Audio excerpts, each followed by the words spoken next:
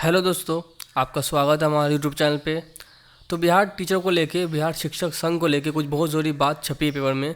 तो वो आप लोगों को जानना बहुत ज़रूरी है, क्योंकि ये वो सारे बच्चे जो अभी बिहार बिहार बोर्ड के अंदर पढ़ते हैं, उनके लाइफ का सवाल है। तो देखते हैं इसमें क्या लिखा हुआ है। मुजफ्फरपुर में खुलने वाले 126 नए हाई स्कूलों में लगने वाले मध्य विद्यालय के शिक्षक की ड्यूटी उनके लिए सिरदर्द बन गई है। मतलब कि जो टीचर काम करते हैं मध्य विद्यालय के अंदर, उनके लिए प्रॉब्लम हो चुका है कि उनका ड्यूटी अब बदल के हाई स्कूल में देने वाले हैं। मतलब कि जो टीचर पढ़ाते थे 7 को, 6 को, 8 को, अब सेम टीचर पढ़ाने वाले हैं क्लास 9 को, 10th को। इसको जो कि पॉसिबल बिल्कुल नहीं है, क्योंकि 1 से लेकर 8 तक का सिलेबस बहुत डिफर है। और 9 का जो सिलेबस है, जो इसमें नॉलेज चाहिए, जो सिलेबस चाहिए, जो एक्सपीरियंस चाहिए, वो उन टीचरों के पास में नहीं है। मतलब मैं ये नहीं कह रहा हूँ कि कोई टीचर पढ़ा नहीं पाएगा, लेकिन मैक्सिमम टीचर के पास क्या है, वो लोग रिवीजन नहीं कर रहे। जब तक कि कोई टीचर रिवीजन नहीं करेगा, वो बच्चे को पढ़ा कैसे पाएगा। तो देखते हैं इसमें आगे क्या लिखा हुआ है।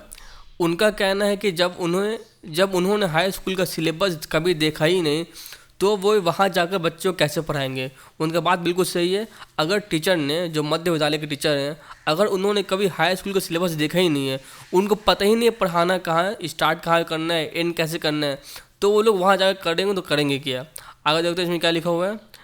8वीं व 10वीं की पढ़ाई में ज़मीन आसमान का अंतर है।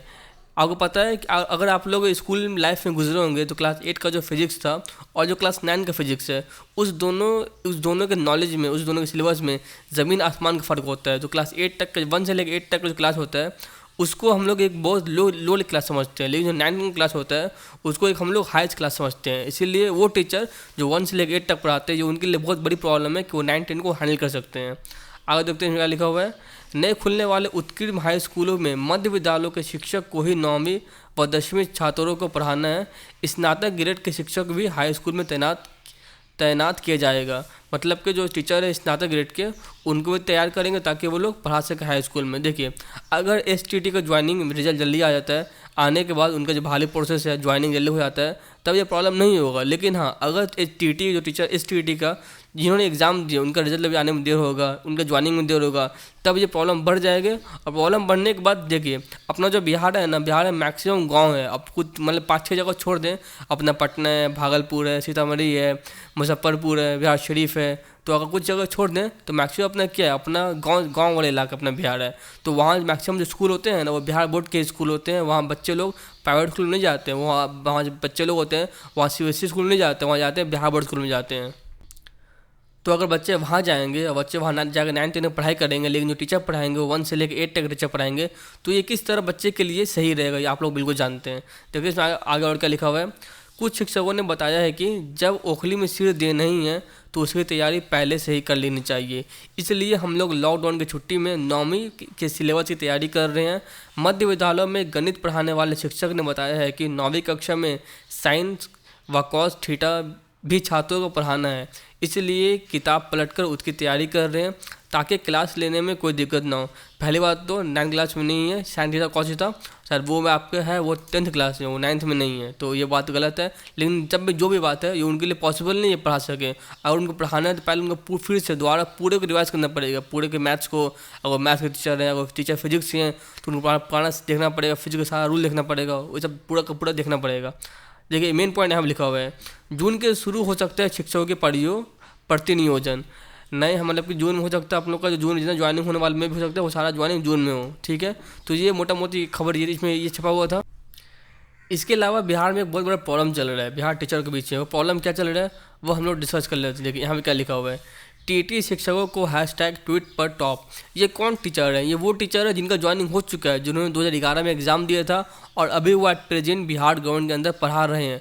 उनका एक बहुत बड़ा प्रॉब्लम क्या है, उनका प्रॉब्लम है कि जो मेहनत करते हैं, जो पढ़ाते हैं, उनको सेम वेतन नहीं मिलता है। उनको वही पुराना पे स्केल पे काम करना पड़ रहा है, जो पे स्केल आज से 20 साल पहले लागू हुआ था। उन पर कोई भी नया पे स्केल लागू नहीं होता है। तो देखते हैं इसमें क्या लिखा हुआ है। TT शिक्षक संघर्ष समन्वय समिति ने सहायक शिक्षक के दर्जे की मांग की है। उन्होंने क्या मांग की है, उन्होंने मांग की है सहायक शिक्षक दर्जे की मांग की है। अभी वो लोग क्या है, वो लोग नियोजित शिक्षक है, वो लोग क्या मांग कर रहे हैं, वो लोग मांग कर रहे हैं उनको भी सहायक शिक्षक का जो मिलता है, वेतन मिलता है, उनको भी वो उनका मांग कर रहे हैं। उन्होंने पारा 78 पारा 78 बहुत इंपॉर्टेंट चीज़ है। उन्होंने पारा 78 को लागू करने की मांग की है। अब ये जानिए पारा 78 होता क्या है। पारा 78 के अंदर टीचर लोग का पे स्केल सेट किया जाता है, जो मतलब कि सेम वर्क सेम पे, जो टीचर सेम काम करते हैं उनको सेम पे स्केल मिलना चाहिए, उनको सेम वेतन मिलना चाहिए। पर ऐसा बिहार के अंदर नहीं है। और जो अपना BSEB बोर्ड है उसके अंदर ऐसा नहीं है। उसके अंदर जो टीचर STT पास करके जाते हैं उनका सैलरी काफ़ी कम होता है सहायक शिक्षक के सैलरी के मुकाबले। तो ये मांग कर रहे हैं, TT शिक्षक जितने भी है वो सारे ये मांग कर रहे हैं।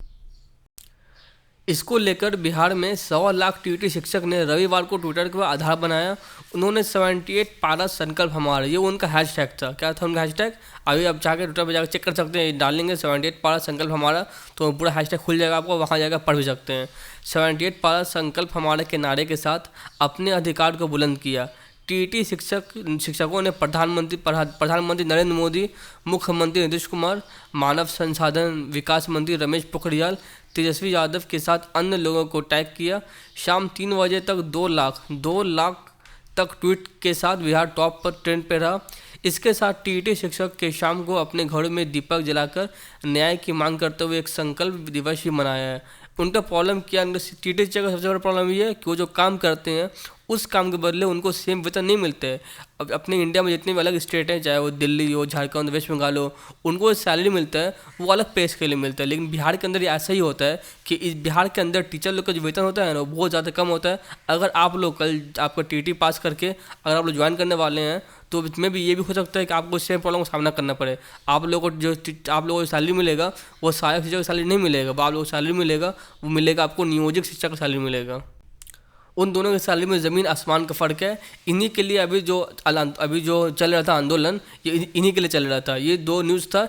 इसके अलावा आज एक और न्यूज़ छपी है बिहार बोर्ड अपने पेपर में, वो देख लेते हम लोग क्या लिखा हुआ है। सूबे में 4000 असिस्टेंट प्रोफेसर की होगी बहाली। तो हम लोग उसको भी कवर कर लेते हैं। इसमें छपा क्या है पढ़ लेते हैं। इसमें मेनली इंपॉर्टेंट क्या क्या लिखा हुआ है। करीब 4000 असिस्टेंट प्रोफेसर की बहाली होगी। इसमें पहली बार महिलाओं के लिए 35% आरक्षण के प्रावधान लागू होगा। आर्थिक रूप से कमज़ोर वर्ग की महिला को भी इसका लाभ मिलेगा। साथ ही नए प्रावधानों के अनुसार 10% सीटों आर्थिक रूप से कमज़ोर वर्ग के लिए भी आरक्षित है। उच्च शिक्षा निदेशक प्रो रेखा कुमारी ने कहा है कि इसमें आरक्षण से सभी नियमों के पालन होगा। उन्होंने कहा है कि अगर किसी विषय में असिस्टेंट प्रोफेसर के पद पर महिला उम्मीदवार नहीं मिलती तो फिर वह पद उस कोटि के पुरुष उम्मीदवार से भरा जाएगा। प्रो रेखा कुमारी ने कहा है कि विश्वविद्यालयों के द्वारा भेजे गए रिक्तियों के अनुसार करीब 4000 पोस्ट हैं, लेकिन विवि ने रोस्टर क्लियर नहीं किया है। इससे रिक्तियों की कुल संख्या फाइनल नहीं हो पाया है। विवि द्वारा उपलब्ध विवरण में कुल 12 कोटे हैं। इसमें आर्थिक रूप से कमज़ोर वर्ग की महिला का उल्लेख किया गया है।